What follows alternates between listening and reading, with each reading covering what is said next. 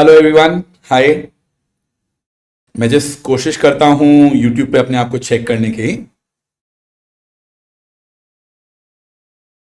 Just checking, जैसे ही ये live होगा, as soon as that happens, I will start off with today's class, today's session.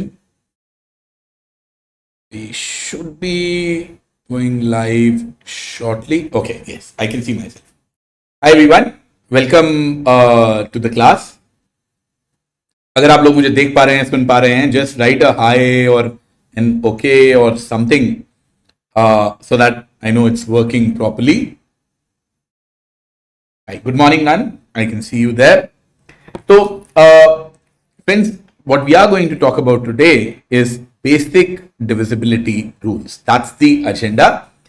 Not only for today, but today and tomorrow. I'll tell you a little bit about the schedule and the plan that I have in a little while. Before that, for those of you who might be joining us for the first time, my name is Ravi Handa. I have been teaching for CAT for close to 15 years now, and I've taught 20,000 plus students online via my own website, handagafunda.com. And recently, I started taking classes on Unacademy. Now, as a part of Unacademy, I'm taking classes via 3 modes. One is YouTube. ये YouTube पे ही class चल रही है.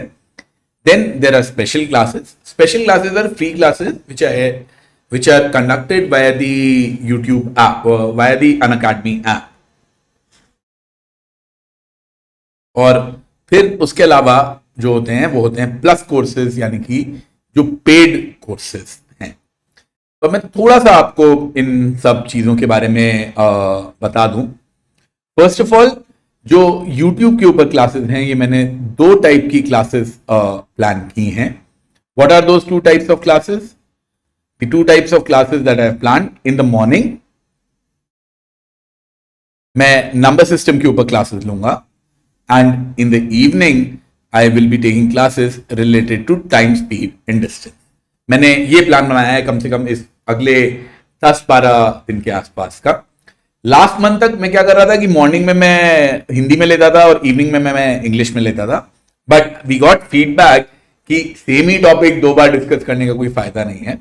So I will be taking both of these classes, Hindi English के mix में लूंगा. अगर इस बारे में आपको कोई भी दिक्कत आती है या कुछ भी आपका फीडबैक है, तो प्लीज चैट के थ्रू मुझे आप बता सकते हैं कि सर मेरे को कुछ समझ में नहीं आ रहा है या कुछ दिक्कत आ रही है. मैं हमेशा चैट पे ऑनलाइन रहता हूं, देखता रहता हूं कि चैट के ऊपर क्या चल रहा है, तो आप उसके थ्रू मुझे बता सकते हैं, या you can always contact me directly to provide your feedback about the same. तो अब जहां तक शेड्यूल का बात है, मॉर्निंग में जो हमारी क्लासेस होंगी वो नंबर सिस्टम पे होंगी. जैसे कि आज डिविजिबिलिटी रूल्स के ऊपर 2 क्लासेस हैं. दोनों क्लासेस जो हैं वो कॉन्सेप्ट्स वाली हैं. कल डिविजिबिलिटी रूल्स के ऊपर हम लोग कुछ एडवांस लेवल के क्वेश्चंस प्रैक्टिस करेंगे. कुछ हम एडवांस लेवल के क्वेश्चंस जो हैं वो हम लोग कल प्रैक्टिस करेंगे. एक हाथ आज भी लेंगे. इवनिंग में आज हम लोग टाइम, स्पीड, डिस्टेंस के बेसिक्स डिस्कस करेंगे. कल हम लोग एवरेज स्पीड के कॉन्सेप्ट्स डिस्कस करेंगे. ये हो गया जी मंडे, ये हो गया ट्यूसडे. मैं काम करूंगा, अगली क्लास के पहले मैं एक पूरा शेड्यूल ही बना के आप लोगों से शेयर कर दूंगा, ताकि आपको पता रहे कि क्या प्लान है. मॉर्निंग वाली क्लासेस जो होंगी वो सुबह 10 और 12 बजे होंगी. इवनिंग वाली क्लासेस जो कि टाइम, स्पीड, डिस्टेंस पे होंगी वो शाम को 5 और 7 बजे होंगी. ये मेरा प्लान है यूट्यूब की क्लासेस के लिए आने वाले दिनों में. और इसके साथ साथ मैं एक अपना पेड कोर्स, जो कि प्लस कोर्स बोलते हैं जिसको अनअकैडमी पे, मैं एक प्लस कोर्स शुरू करने जा रहा हूं अनअकैडमी पे. और वो जो प्लस कोर्स होगा, उस प्लस कोर्स के अंदर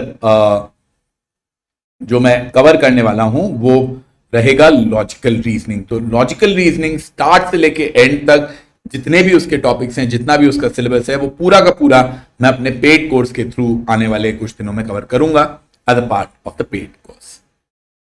अगर आप ऑलरेडी एनरोल्ड हैं तो आप जाके कोई सा भी बैच ज्वाइन कर सकते हैं. मेरी क्लासेस भी चालू होने वाली, वो भी ज्वाइन कर सकते हैं. वरना आप ये 2 जून और 5 जून को जो बैचेस चालू हो रहे हैं, इनमें से किसी भी बैच के अंदर जाके आप ज्वाइन कर सकते हैं. अनअकैडमी पे अभी एक ऑफर भी चल रहा है, जिसके बारे में मैं आपको बता दूं कि अगर आप मान लो 6 महीने का प्लान लेते हो, आपको 6 महीने का प्लान लेते हो तो आपको 1 महीने का एक्सटेंशन उसके साथ में फ्री में प्रोवाइड किया जाएगा। और आप कोई सा भी प्लान ले रहे हो उसके अंदर अगर आप हांडा कूपन कोड इस्तेमाल करते हो तो आपको एडिशनल 10% डिस्काउंट मिलता है। एडिशनल 10% डिस्काउंट मिलता है।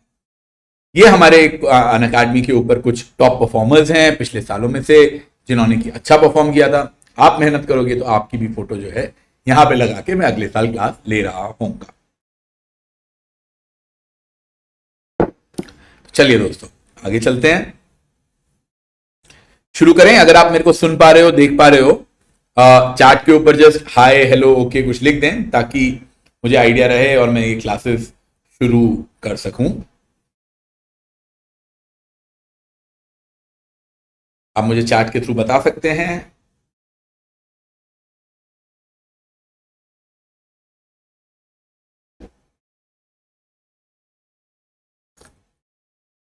ओके चलिए आगे चलते हैं। मत बताओ। ओके सो डिविजिबिलिटी रूल्स से हम लोग शुरू करते हैं कि कोई भी number, how do we find out if the number is divisible by 2 और what is how do we find out that the number is divisible by any power of 2? So the idea is if you have to find out its divisibility by 2 or by 4 or by 8 or by 16, that is 2 squared, 2 cubed, 2 to the power 4, what you need to do is you need to check the last n digits. So for 4, last 2 digits will be divisible by 4. For 8, last 3 digits should be divisible by 8. For 16, last 4 digits should be divisible by 16. So any number that is provided to you, if you have to check its divisibility from 2 to the power of p, तो आपको सिर्फ last की n digits देखनी है। Same logic, exactly the same logic वो 5 to the power p में भी apply होता है कि आपको 5 से डिविजिबिलिटी चेक करनी है, लास्ट डिजिट देख लो। 25 5 स्क्वायर से करनी है तो लास्ट की 2 डिजिट्स देख लो। 125 से करनी है यानी कि 5 क्यूब से तो लास्ट की 3 डिजिट्स देख लो कि वो 125 से डिविजिबल है या नहीं है। गड़बड़ हो गई यहाँ पे थोड़ी सी। 625 से करनी है तो आप देख लो कि वो 5 to the power 4 यानी कि लास्ट 4 डिजिट्स 625 से डिविजिबल हैं कि नहीं। मेरा सवाल आपसे ये है कि ये काम क्यों करता है, what is the logic behind it, why is it valid, और ये 2 और 5 के लिए ही क्यों काम करता है। मैंने तो आपको नहीं बोला इस बात के लिए कि भाई ये और किसी चीज के लिए भी 7 के लिए भी करेगा या 19 के लिए भी करेगा, खाली ये 2 और 5 के लिए ही काम करता है। और क्यों करता है बता सकते हैं मुझे? गुड मॉर्निंग आकांक्षा, क्या आप मुझे बता सकते हैं कि ये खाली 2 और 5 के लिए क्यों काम करता है, किसी और के लिए क्यों नहीं काम करता, 2 और 5 के लिए क्यों करता है, लॉजिक क्या है? भाई मैं आपको ये बोल रहा हूं कि अगर मुझे 2 to the power n या 5 to the power n से डिविजिबिलिटी चेक करनी है तो मैं लास्ट की n डिजिट्स देख लूंगा और उनसे मैं डिविजिबिलिटी निकाल लूंगा। मेरा सवाल आपसे ये है कि ये क्यों वैलिड है, क्या लॉजिक है इसके पीछे,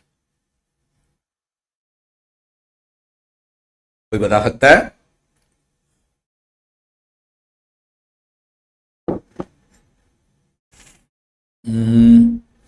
देखो कोई सा भी 2 डिजिट 3 डिजिट 4 डिजिट कोई भी आप नंबर बोलो, जो भी आपको नंबर उचित लगता है चैट में just give me that number, मैं उसको लेके फिर आपको ये एक्सप्लेन करने की कोशिश करता हूं। फॉर एग्जाम्पल सपोज मैं अपने आप ही लेता हूं, मैं लेता हूं 1732। अब मैं आपसे पूछता हूं कि 1732 ये 5 से डिविजिबल है या नहीं है, या 2 से डिविजिबल है या नहीं है, या इसका रिमाइंडर 25 से क्या आएगा, या इसका रिमाइंडर 25 से क्या आएगा। तो इन सब के अंदर मैं सेम ही लॉजिक, सेम ही आइडिया लगा सकता हूं कि या कोई आपसे पूछे कि इसका ये 16 से डिविजिबल है या नहीं। देखो 5 से चेक करना है या 2 से चेक करना है तो मैंने क्या बोला था, लास्ट की 2 डिजिट्स देखनी होगी। 25 कितना होता है 5 स्क्वायर, तो इसके लिए भी मुझे सिर्फ लास्ट डिजिट देखनी होगी। 25 के लिए मुझे लास्ट 2 डिजिट्स देखनी होंगी और 16 के लिए मुझे लास्ट 4 डिजिट्स देखनी होंगी। क्यों? क्योंकि ये 5 टू द पावर 1 है, ये 2 टू द पावर 1 है, ये 5 स्क्वायर है और ये 2 टू द पावर 4 है। बट ऐसा क्यों, क्या लॉजिक है? तो देखो 1732 है, इसको मैं 1730 प्लस 2 लिख सकता हूं। अब ये जो 1730 वाला पार्ट है ये तो 5 से डिविजिबल होगा ही होगा, ये तो 2 से डिविजिबल होगा ही होगा, बिकॉज ये है 173 इंटू 10 और 10 क्या होता है 5 इंटू 2। तो अगर मुझे 2 से इसका डिविजिबिलिटी चेक करना है या 5 से मुझे इसका डिविजिबिलिटी चेक करना है तो मेरे को 1730 से कुछ लेना देना नहीं है, मैं सिर्फ 2 ही देखूंगा, मैं सिर्फ 2 ही देखूंगा और उसके बेसिस पे मैं आंसर अपना कर दूंगा। क्या 2 से डिविजिबल है? हाँ है। क्या 5 से डिविजिबल है? नहीं है। तो बस मेरा काम हो गया। इसी के बेसिस पे मैं ये बोल सकता हूं कि नंबर 2 से डिविजिबल है या नहीं है, 5 से डिविजिबल है या नहीं है। मान लो मुझे 25 से इसका रिमाइंडर चेक करना है, तो मैंने आपको बोला कि आप खाली लास्ट 2 डिजिट्स लो और लास्ट 2 डिजिट्स लेके इसका रिमाइंडर चेक कर लो, 32, तो मेरा काम हो जाएगा। ऐसा क्यों? सेम लॉजिक, क्योंकि 1732 को आप 1700 प्लस 32 लिख सकते हो। अब ये जो 1700 है ये 17 इंटू 100 प्लस 32 है।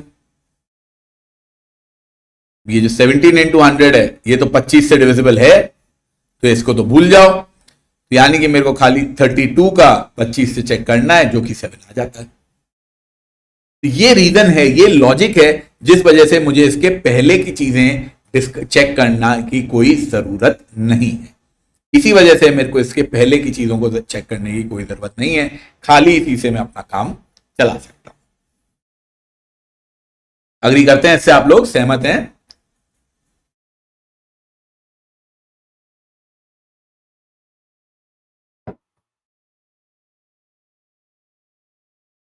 जो 5 से डिविजिबल है वो 25 से नहीं होगा ना?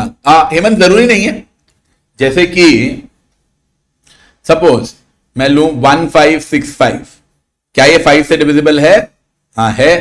क्या 1565 25 से डिविजिबल है? नहीं है। अगर मान लो मैंने लिया होता 1575, क्या ये 5 से डिविजिबल है? है। क्या ये 1575 25 से डिविजिबल है? हाँ है। तो अगर कोई नंबर 5 से डिविजिबल है तो वो 25 से होगा या नहीं होगा, इस बारे में आप कुछ नहीं कह सकते। हो सकता है हो सकता है नहीं हो, पर इसका उल्टा आप जरूर बोल सकते हो। उल्टे से मेरा क्या मतलब है कि अगर कोई मेरे पास में नंबर है वो 25 से डिविजिबल है तो आप बोल सकते हो कि हाँ यार वो 5 से तो डिविजिबल होगा ही होगा। The reverse is always true. The reverse is always true.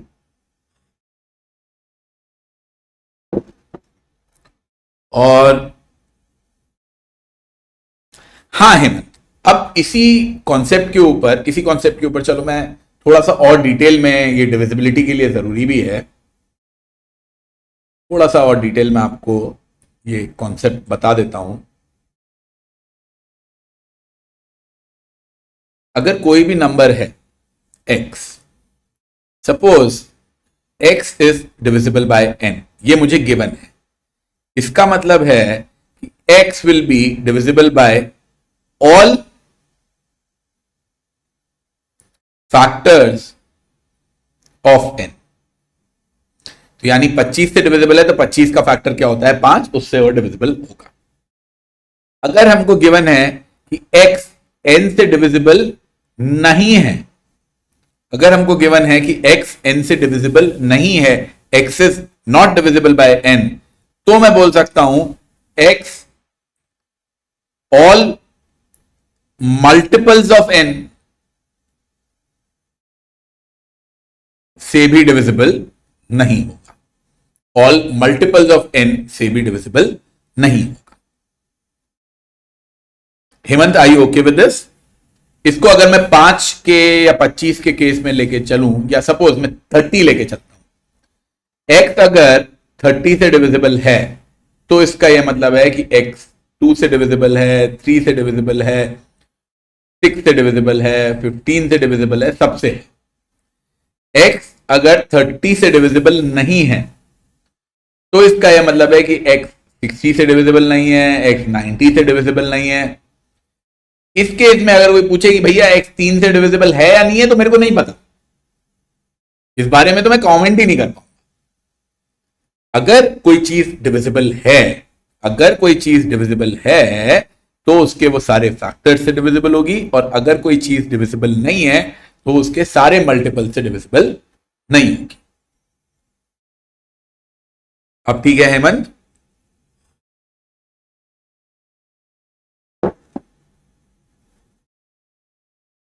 Okay. अब ये और कुछ डिविजिबिलिटी रूल्स हैं जो कि काफी पॉपुलर हैं, जो कि शायद आपने सुने भी होंगे कि 3 की डिविजिबिलिटी कैसे चेक होती है। सम जो है वो 3 से डिविजिबल होना चाहिए। 9 से कैसे होती है कि सम जो है वो 9 से डिविजिबल होना चाहिए। 6 से कैसे चेक होती है कि 2 से और 3 से दोनों से वो डिविजिबल होना चाहिए। तो 6 का तो शायद आपको यहां से समझ में आ ही गया होगा कि 6 से अगर कोई चीज डिविजिबल है तो मैं कैसे कंफर्म करूंगा कि वो 2 से भी डिविजिबल होगी और वो 3 से भी डिविजिबल होगी। सारे फैक्टर से अगर वो डिविजिबल होगी तो वो इससे डिविजिबल हो जाएगी। As a matter of fact, अगर कोई चीज ए से डिविजिबल है और बी से डिविजिबल है और सी से डिविजिबल है, तो मैं बोल सकता हूं कि वो LCM of A B C से डिविजिबल होगी। ये चीजें भी हम लोग आपस में यूज कर सकते हैं। और 3 और 9 का तो आपको पता ही होगा। बट वंस अगेन देखो, होता क्या है कि मैंने बहुत स्टूडेंट्स को देखा है कि वो लोग रट लेते हैं। तो रटने में प्रॉब्लम क्या होती है कि यार कहीं पे कंफ्यूज हो जाते हैं, कहीं पे भूल जाते हैं, कुछ उल्टा सीधा रूल लगा लेते हैं। क्या तुम में से कोई मेरे को बता सकता है कि ऐसा होता क्यों है? ये डिविजिबिलिटी बाय 9 जो है, सम ऑफ द डिजिट्स वो 9 से डिविजिबल होना चाहिए। डिविजिबिलिटी बाय 3 में सम ऑफ द डिजिट्स वो 3 से डिविजिबल होना चाहिए। 6 से तो समझ में आ गया, अगर वो 2 का मल्टीपल है और 3 का मल्टीपल है, तो यानी कि suppose if it is 2x and 3y, that means it is divisible by 2, divisible by 3, तो it will be divisible by 2 into 3, तो it will be divisible by 6। ये तो मेरे को समझ में आता है। 3 और 9 का क्या लॉजिक है? हेमंत, वो क्वेश्चन पे डिपेंड करता है। क्वेश्चन क्या है?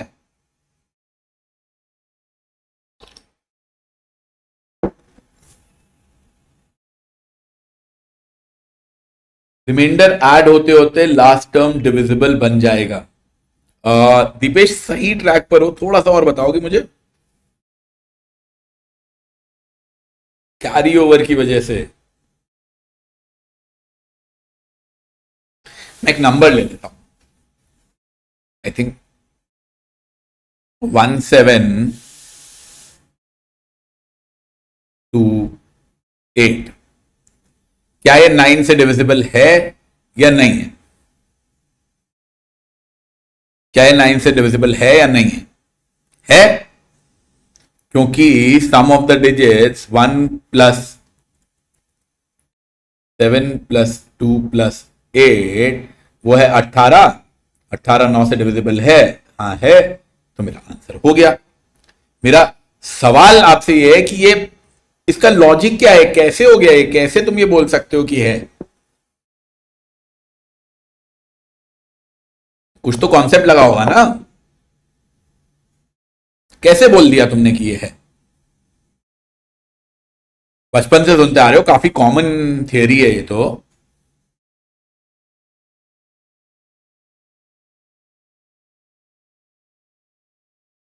नंबर सिस्टम में 9 नंबर्स हैं, 10 है भाई। 0 भी तो है। 0 1 2 3 4 5 6 7 8 9। भाई यहां पे हमने क्या किया था? यहां पे मैंने आपको बोला था इसको ब्रेक कर लो। समथिंग +2 में एक पार्ट मेरा डिविजिबल आ गया था 10 से। अगर मैं ऐसे ही इसको भी ब्रेक करने की कोशिश करता हूं, सपोज मैं इसको लिखता हूं 1720 + 8, तो ना तो ये 9 से डिविजिबल है ना ये 9 से डिविजिबल है, फिर भी मैं बोल रहा हूं सम ऑफ द डिजिट से मेरा काम हो जाएगा। कैसे हो जाएगा, कैसे हो जाएगा, कैसे करूं मैं इसे?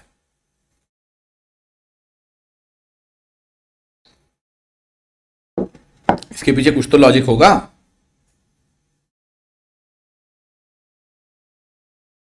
देखो, इसके पीछे लॉजिक ये है कि 1728 बेसिकली 1000 प्लस 700 प्लस 20 प्लस 8 है। Now 1000 can be written as 1 into 1000, 700 can be written as 7 into 100, 20 can be written as 2 into 10, and 8 can be written as 8 into 1. Now this 1 into 1000 can be written as 1 into 999 plus 1. 700 can be written as 7 into 99 plus 1. 20 can be written as 2 into 9 plus 1, and let's say 8 remains 8. So this is 999 plus 1. This is 99 into 7 plus 7. This is 9 into 2 plus 2. Now focus on these things. We have to find out if 1728 is divisible by 9 or not. I cannot really see any number here which I can say that is conclusively divisible by 9 or conclusively not divisible by 9. But I can say that 999 is divisible by 9. 99 into 7 is divisible by 9. 9 into 2 is divisible by 9. So the only part which is not divisible by 9 is 1, 7, 2 and 8. And that is why I can do just 1 plus 7 plus 2 plus 8 in the end and see if it is divisible by 9 or not. And based upon that, so based upon the sum of the digits, I can say if the number is indeed divisible by 9.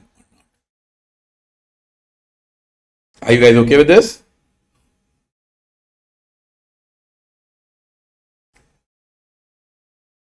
This logic of how to actually find out if a number is divisible by 9 or not.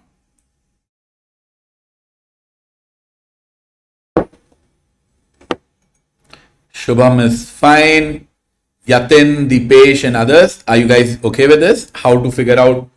So it's sum of the dates. What's the logic behind it? I just explained the logic. Hope you guys are okay with this particular logic. Hope you guys are okay with this particular logic. Okay, let's go ahead. How about this?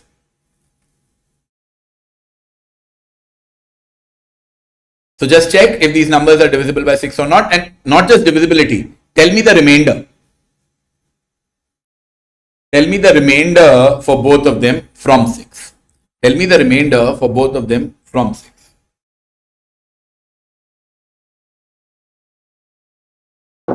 So one way is you sit down and actually divide. I don't want you to do that. I want you to use the idea, the concepts that I have taught you. उन सबको use करके मुझे बताओ कि 6 से इनका reminder कैसे निकालोगे। डिविजिबल है तो बहुत ही अच्छी बात है, अगर नहीं है तो रिमाइंडर कैसे निकालोगे।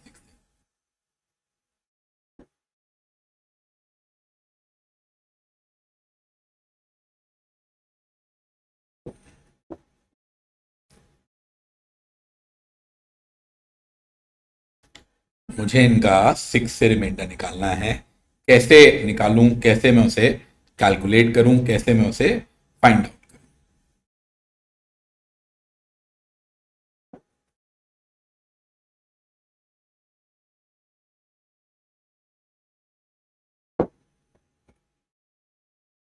कोई idea, suggestion? A is divisible, B is not. Okay, तो बी में रिमाइंडर क्या आएगा जी? बी में रिमाइंडर क्या आएगा? शुभम, हेमंत, अगर तुम बोल रहे हो कि ए डिविजिबल है, बी नहीं है, तो बी में रिमाइंडर क्या आएगा ये भी बताओ मुझे। भाई देखो, करोगे कैसे? सबसे पहले तो चेक करो कि क्या ये 2 से डिवाइड हो रहे हैं या नहीं हो रहे हैं, और क्या ये 3 से डिवाइड हो रहे हैं या नहीं हो रहे हैं। तो 2 से तो दोनों डिवाइड हो रहे हैं क्योंकि लास्ट डिजिट 2 है। 3 से चेक करने के लिए सम देख लो, 4 और 7 11, 11 और 5 16, 16 और 8 24, 24 और 4 28 और 2 30। क्या 30 3 से डिवाइड होता है? हाँ होता है। 6 और 5 11, 11 और 4 15, 15 और 5 20, 20 और 8 28, 28 और 10 38। क्या 38 3 से डिवाइड होता है? नहीं होता है। तो यानी कि ये 6 से, अगर 2 से डिविजिबल है, 3 से डिविजिबल है तो ये है, 2 से है 3 से नहीं है तो ये नहीं है। यहां पे मेरा काम हो गया।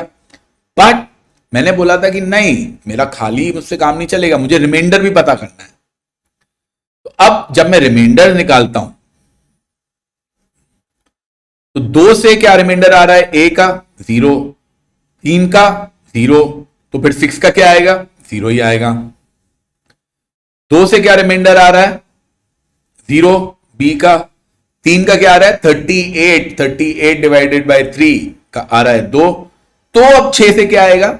ये मेरा आपसे सवाल है भाई। अच्छा, मैं ये एक चीज आपको बता दूं, ये पूछ ही लेता हूं ना, बताता काहे को। मान लो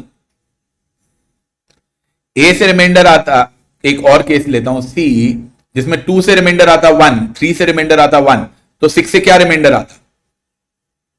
बता सकते हो? 2 से रिमाइंडर आता 1, 6 से रिमाइंडर आता 1, तो 3 से क्या आता? सपोज मैं आपसे नंबर ले लेता हूं 613।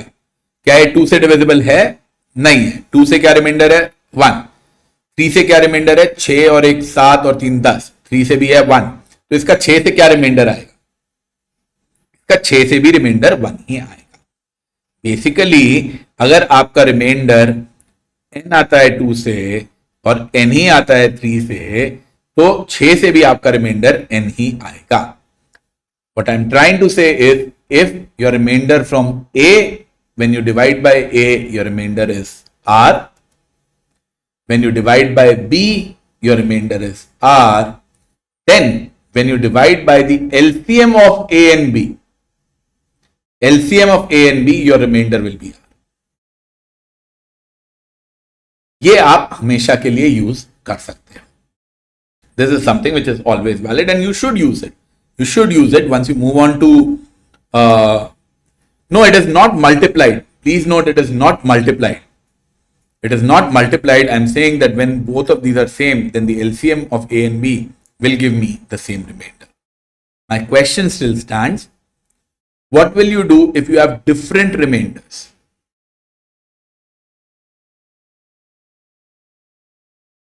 What will you do if you have different remainders?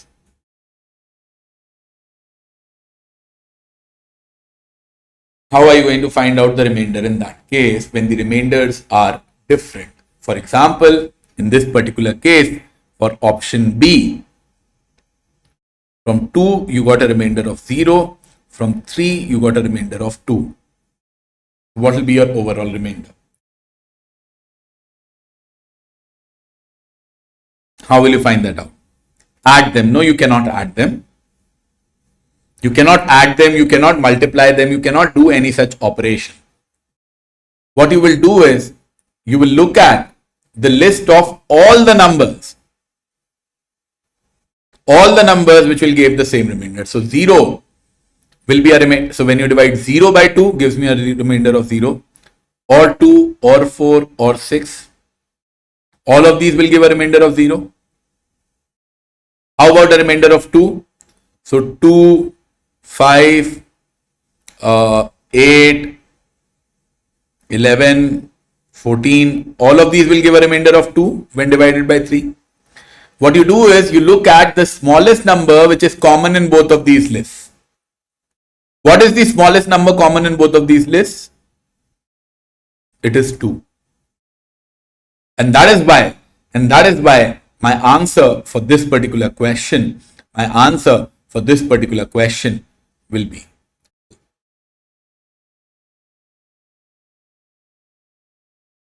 Are you guys okay with this?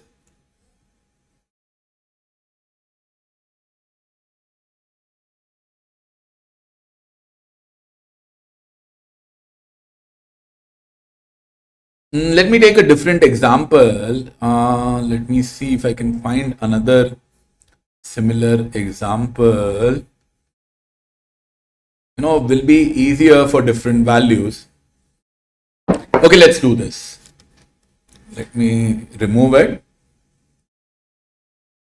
Question remains the same. For those of you who have understood it, please find out the remainder from 18. Please find out the remainder from 18 for these. Hopefully that will clarify. Hopefully that will clarify the concept perhaps a little bit more.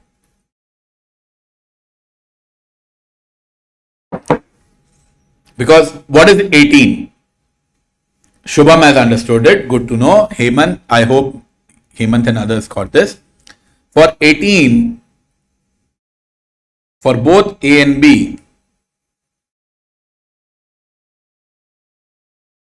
from 2 and from 9. So case A, what is the remainder from 2? 0. Remainder from 2, 0. What is the remainder from 9? 4 plus, this was 30 divided by 9. Remainder comes out as 3. 38 divided by 9. Remainder comes out as 2. So what will be the remainder from 80?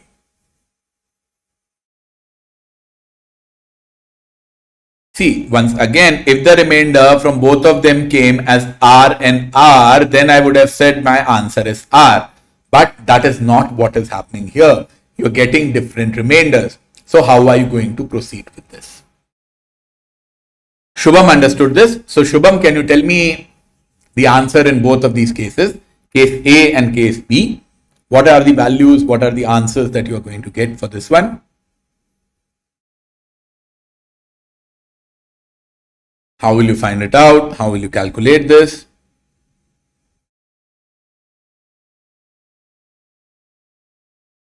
Any ideas or suggestions?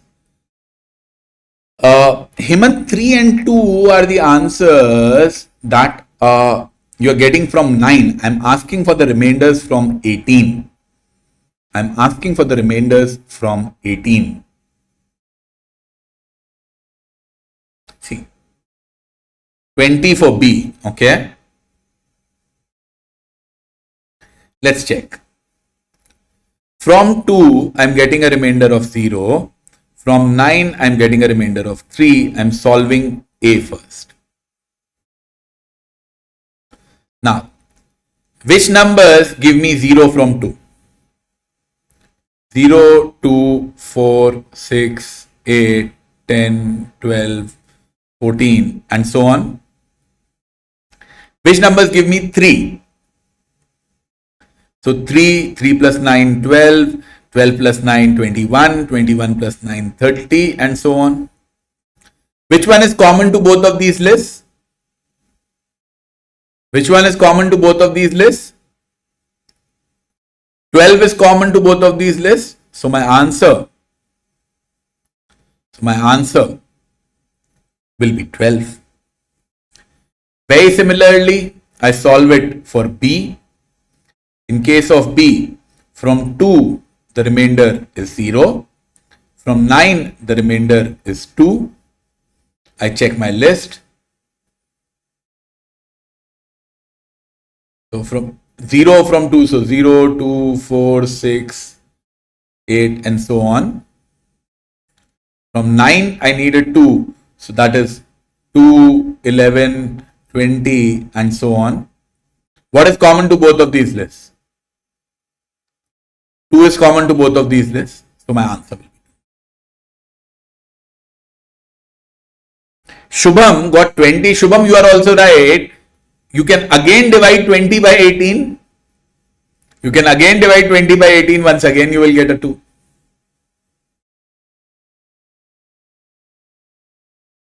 Dipesh and others, are you guys okay with this now?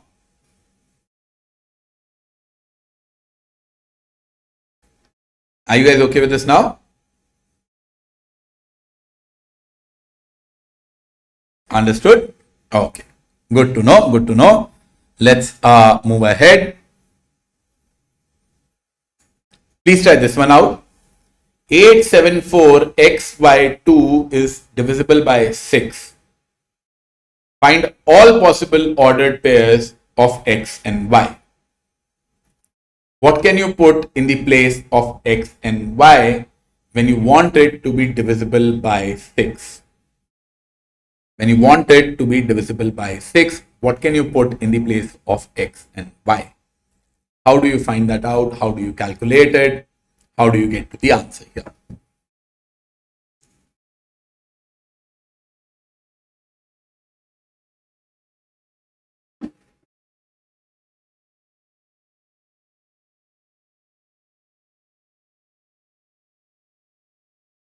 Use the same logic that we have discussed till now.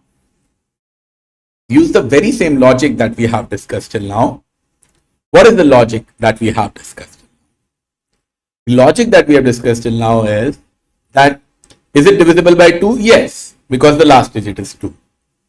To be divisible by 6, it should be divisible by 2 and 3. With 2 it is divisible. That means it should be divisible by 3. And for this to be divisible by 3, 8 plus 7 plus 4 plus x, y and 2, this should be divisible by 3. So that is 15. 15 and 4 is 19 and 2 is 21 plus x plus y should be divisible by 3. Which means x plus y should be divisible by 3. Now, x plus y should be divisible by 3. What all possibilities are there? Oh Shubham, there will be many more pairs. So the possibilities are x plus y can be 0 or 3 or 6 or 9 or 12 or 15 or 18. See, these x and y are digits. X and y are digits. So all of these values are possible. How can you get a 0? 0, 0. How can you get a 3? 0, 3, 1, 2, 2, 1, 3, 0. How about 6? 0, 6, 1, 5, 2, 4, 3, 3, 4, 2, 5, 1, 6, 0. How can you get a 9? Very similarly, 0, 9, 1, 8, and this will go on till 9, 0. 12. How can you get a 12? 12, I believe the smallest possible is 39, 48. This goes on till 93. 15. 15, smallest possible is 6, 9. Then 7, 8, then 8, 7 and 9, 6. And 18 is 99. X and Y are single digit numbers. X and Y are single digit numbers.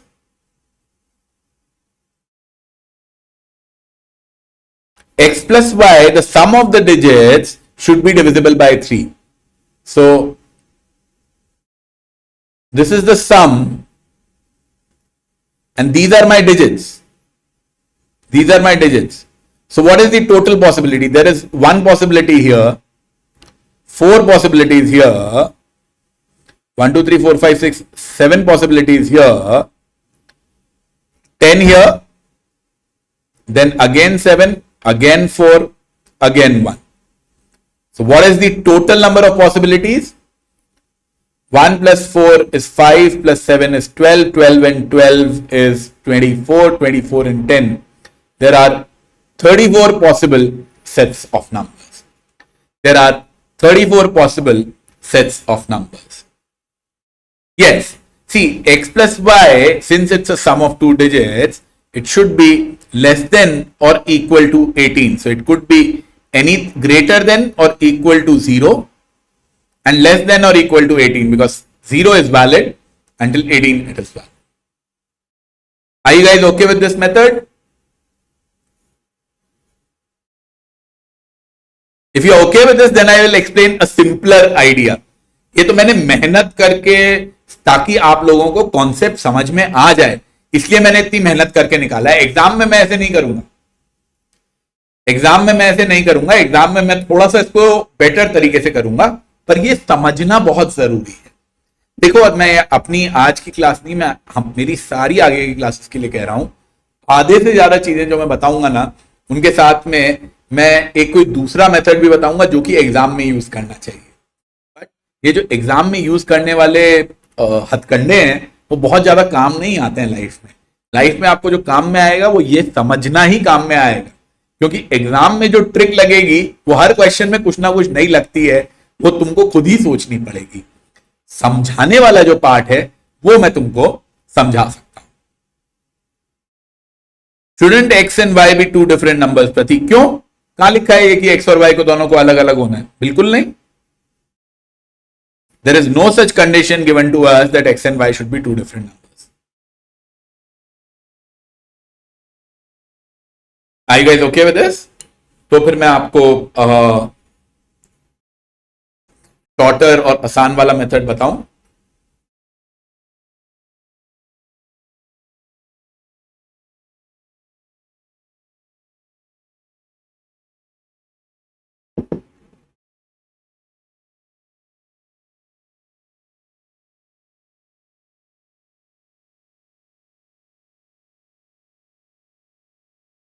Are you guys okay with this?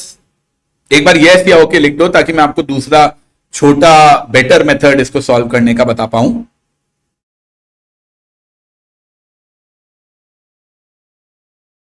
Okay, तो देखो, इस question में हमने घूम फिर के क्या figure out किया है? हमने ये फिगर आउट किया है कि एक्स प्लस वाई जो है वो 3 से डिविजिबल होना चाहिए। मैं बोलता हूं उसको भूल जाओ, आप ओरिजिनल क्वेश्चन को देखो। ओरिजिनल क्वेश्चन में क्या है? 874 एक्स बाय 2, ये जो है पूरा, ये 6 से डिविजिबल होना चाहिए। यानी कि 874,000 प्लस XY 0 प्लस 2, ये पूरा का पूरा 6 से डिविजिबल होना चाहिए। करेक्ट? अब इसको ऐसे लिखने की बजाय मैं अगर इसको ऐसे लिख लेता हूं, प्लस XY इंटू 10, क्या ये वाला जो नंबर है ये 6 से डिविजिबल है? एंड में 2 आ रहा है, सम ऑफ द डिजिट्स 21 है, तो ये 6 से डिविजिबल है। तो यानी कि XY इंटू 10, मेरा 2 डिजिट नंबर XY इंटू 10, ये 6 से डिविजिबल होना चाहिए। यानी कि मेरा जो 2 डिजिट नंबर है XY, ये 3 से डिविजिबल होना चाहिए। अब कितने 2 डिजिट नंबर्स हैं? 00, 03, 06, 09 से लेके 99 तक कहानी जाएगी, जो कि 3 से डिविजिबल होंगे। कितने नंबर्स होते हैं जी? 34 नंबर होते हैं जो कि 3 से डिविजिबल होते हैं, 2 डिजिट वाले। खत्म कहानी। मुझे इतनी मेहनत करने की, सारे नंबर निकालने की जरूरत ही नहीं थी, अगर मैं इसको इस हिसाब से सोचता कि अरे यार मेरे को सिर्फ ये चाहिए कि ये वाले जो नंबर्स हैं वो मेरे डिविजिबल हों। अग्री करते हो इस दूसरे मेथड से भी?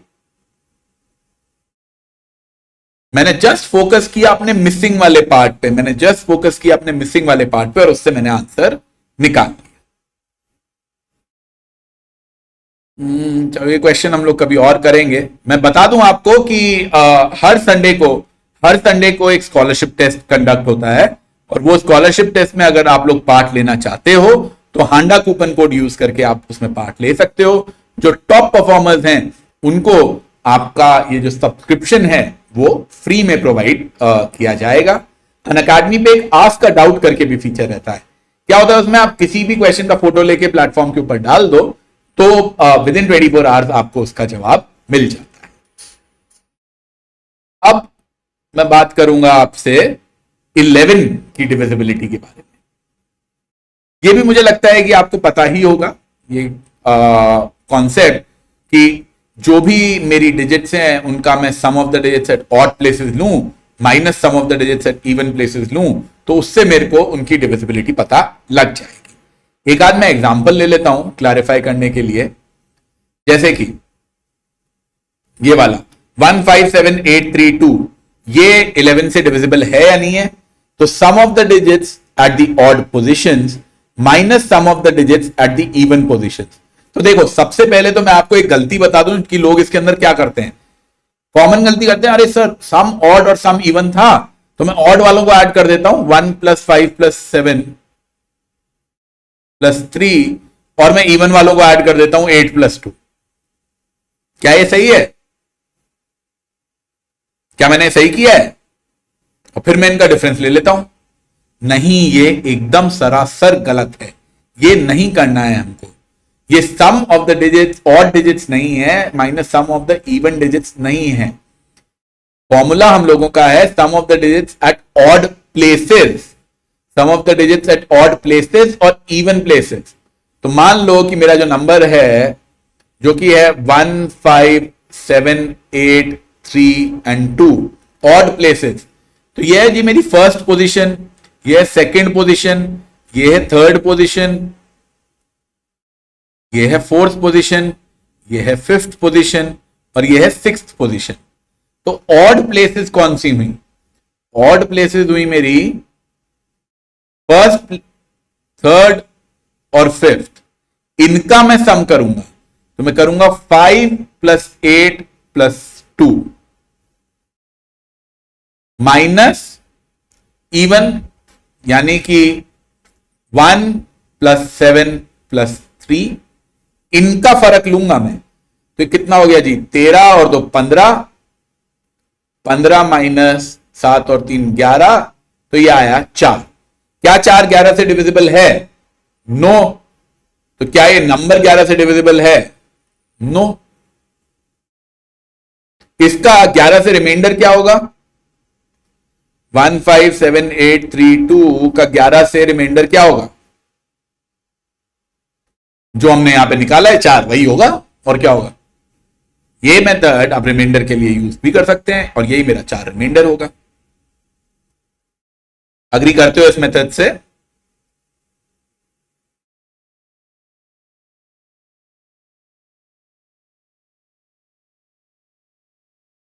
Do you guys agree with this method?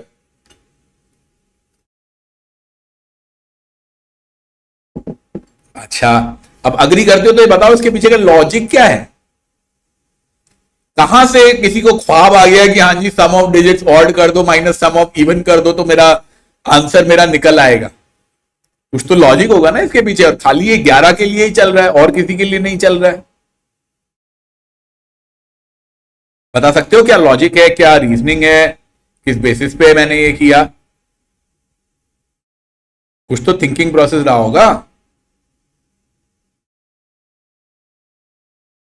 क्या लॉजिक है, कैसे निकाला?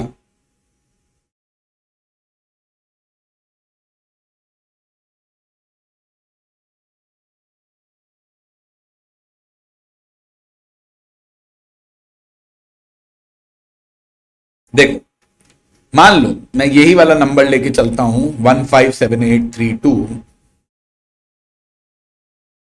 जिससे कि मेरा काम हो जाए। तो अब मैं 157832 लेके चलता हूं तो इसको मैं लिख सकता हूं 1,00,000 plus 50,000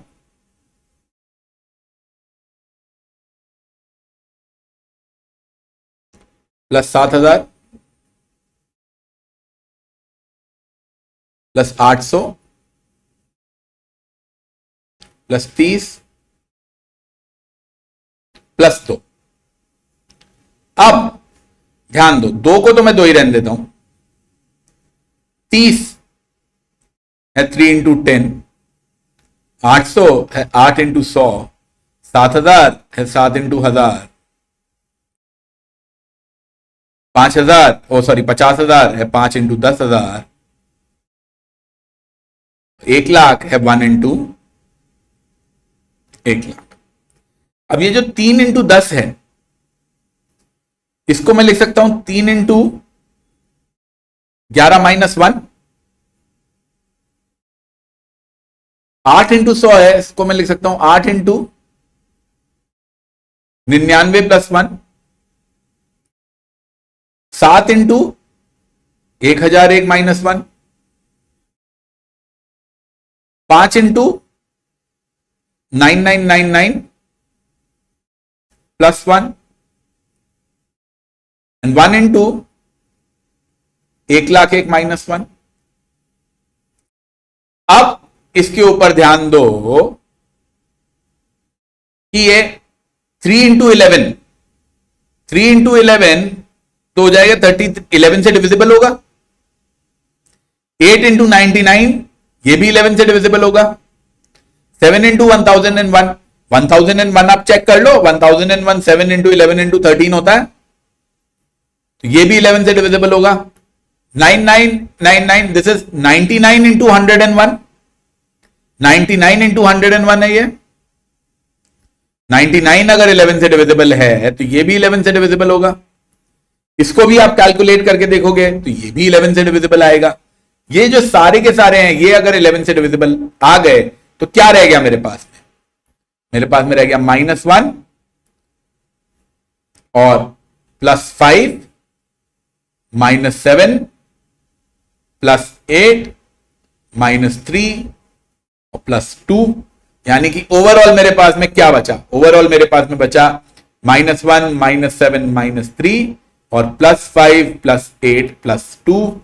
some of the digits at the odd positions minus the sum of the digits at the even positions, इससे मेरा आंसर आएगा। ये है लॉजिक 11 के डिविजिबिलिटी को फाइंड आउट करने का।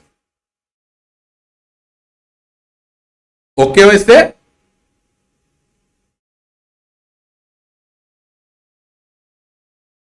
इस लॉजिक से आप लोग ओके हो? ये कैसे आया, कैसे हुआ?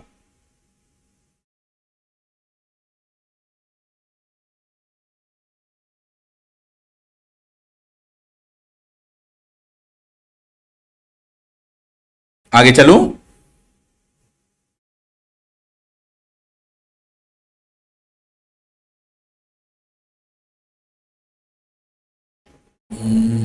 चलो, इसके अंदर जो बाकी दो नंबर्स बचे हैं, उनका भी है, तुम 11 से रिमाइंडर निकालने की कोशिश करो। पहले वाले का तो 4 आ गया था, बाकी को भी निकालने की कोशिश करो और बताओ मुझे क्या आंसर आएगा।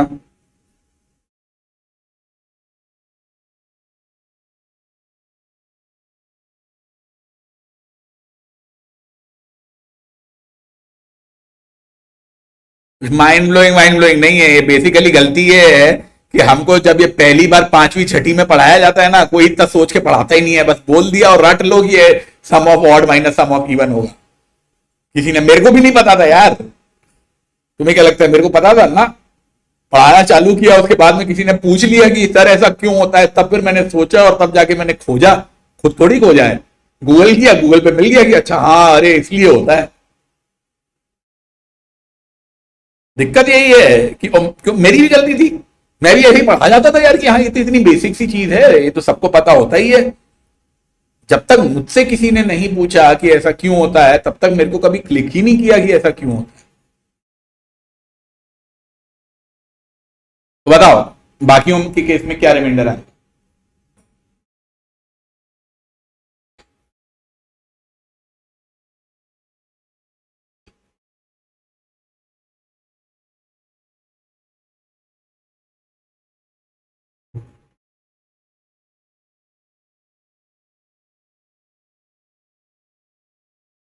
सेम लॉजिक लगाना है, अब तो इतना टाइम लगना नहीं चाहिए।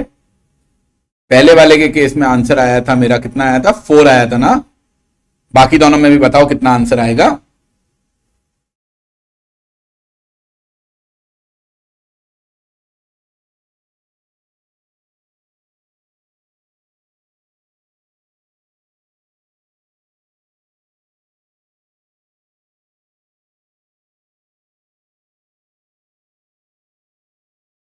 वही करना है, चलो मैं कर ही देता हूं। Sum of digits at the odd places, 4 और 2 6, 6 और 9 15, 15 और 7 22, माइनस 6 और 1 7, 7 और 8, 7 और 8 15 और 5 20, 22 माइनस 20, रिमाइंडर आएगा 2। इस केस में 6 और 3 9, 6 3 2, 6 3, तो 6 और 3 9 और 2 11, 11 और 9 20, माइनस 2 और 6 8 और 3 11, 11 और 2 13 और 2 15, इस केस में आएगा 5। ये ठीक है। एक और मैं तुमसे पूछना चाहूंगा, लेट मी, मतलब आया नहीं वो कुछ। सपोज you have the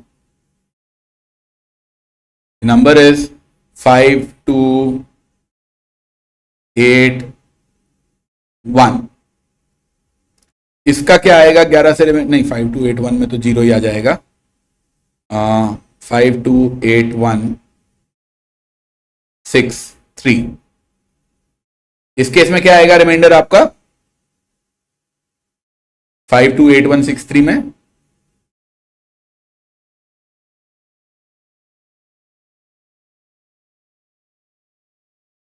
बस ये अभी के लिए लास्ट क्वेश्चन रखते हैं, इसके बाद में फिर मैं बाकी चीजों पे हम लोग डिस्कस करेंगे। 5 2 8 1 6 3, इसका 11 से क्या रिमाइंडर आएगा, बता सकते हो? Sum of the digits at the odd places, तो 3 और 1 4 और 2 6, minus sum of the digits at the even places, 6 और 8 14 और 5 19, तो ये तो हो गया जी -13। अब मुझे दिक्कत -13 से एक्चुअली ये है, अब मुझे दिक्कत -13 से ये है कि भैया -13 11 से डिवाइड होता है? नहीं होता, तो ये नॉट डिविजिबल है।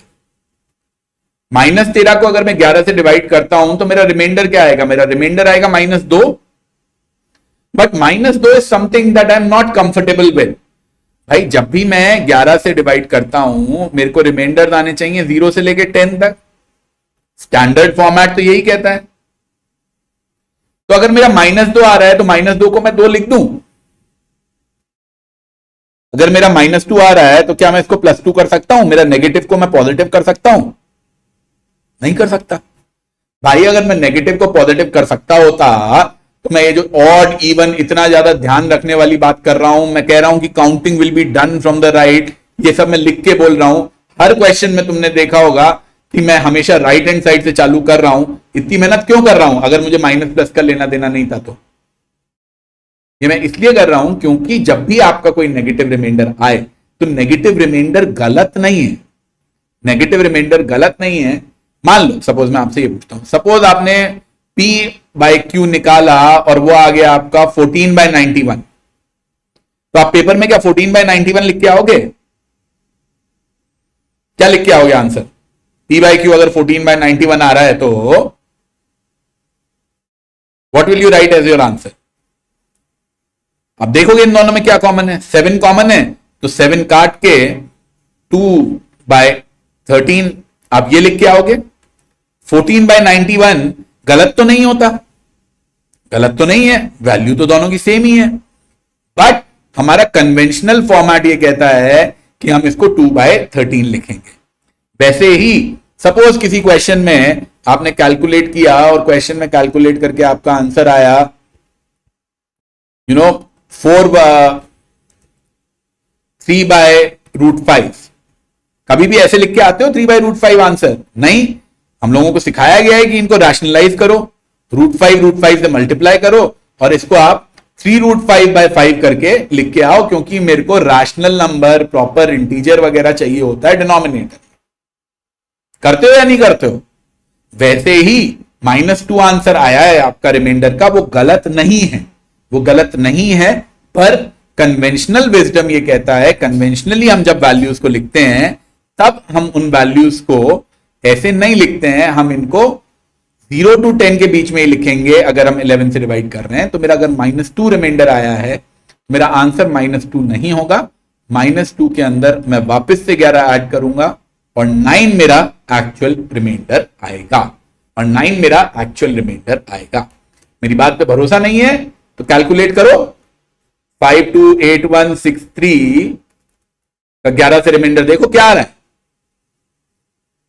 9 ही आ रहा है। इसीलिए मैं बोल रहा था कि -2 जो है आप डायरेक्टली लिख नहीं सकते हो, ये नहीं कर सकते हो, आपको इसमें 9 को ऐड करना पड़ेगा और 9 को ऐड करके ही आपको अपना करेक्ट आंसर या सही आंसर जिसे कहते हैं वो मिलेगा। सॉरी, 11 को ऐड करना पड़ेगा। बेसिकली अगर आप जगह मिले तो बताऊं, हाँ, आपने n को डिवाइड किया सपोज d से, आपने निकाला इसका रिमाइंडर, रिमाइंडर आया -r, रिमाइंडर आया -r, आपने जो भी मेथड लगाया जैसे भी किया -r आया। तो क्या ये सही है? हाँ, ये सही है। बट क्या आप ये लिख के आओगे पेपर में? नहीं, आप पेपर में ये नहीं लिख के आओगे। आप पेपर में लिख के आओगे d -r की आप वैल्यू निकालोगे, जो भी डिवाइजर है उसको एक बार ऐड कर दोगे और पेपर में आप फिर ये आंसर लिख के। अग्री करते हो इससे?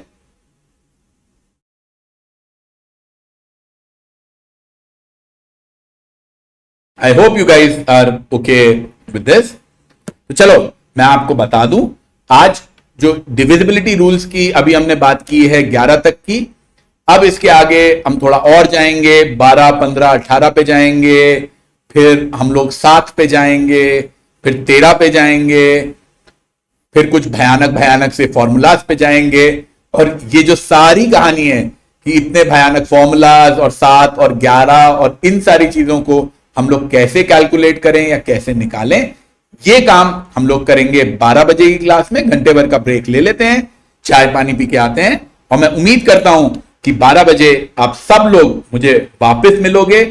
और अगर आपको ये क्लास अच्छी लगी तो प्लीज हमारे इस वीडियो को लाइक करें, मेरे चैनल को सब्सक्राइब करें। जितने ज्यादा व्यूज मिलेंगे, जितने ज्यादा लाइक्स मिलेंगे, उतनी ही हम फ्री क्लासेस और लेकर मैं लेता रहूंगा। कुछ भी फीडबैक है, कोई टॉपिक की रिक्वेस्ट है कि सर इस पे क्लास ले लो, या कोई क्वेश्चन है, मान लो, अच्छा हाँ, जैसे कि कल सुबह 10 और 12 बजे मैं 2 क्लास ले रहा हूं जिसमें मैं डिविजिबिलिटी से रिलेटेड क्वेश्चंस करूंगा। और कोई भी क्वेश्चन ऐसा तुमको लगता है कि सर मैंने क्वेश्चन देखा था, ये डिविजिबिलिटी वाला है, मुझे समझ नहीं आया कैसे सॉल्व करना है, मेरे को मेल कर दो, मैं कल वाली क्लास में उसको डिस्कस कर। चलो ठीक है दीपेश और यतिन, मिलते हैं हम लोग घंटे भर बाद 12 बजे, मस्त नहा धोकर आते हैं सब लोग। Bye bye. लाइक और सब्सक्राइब जरूर कर देना।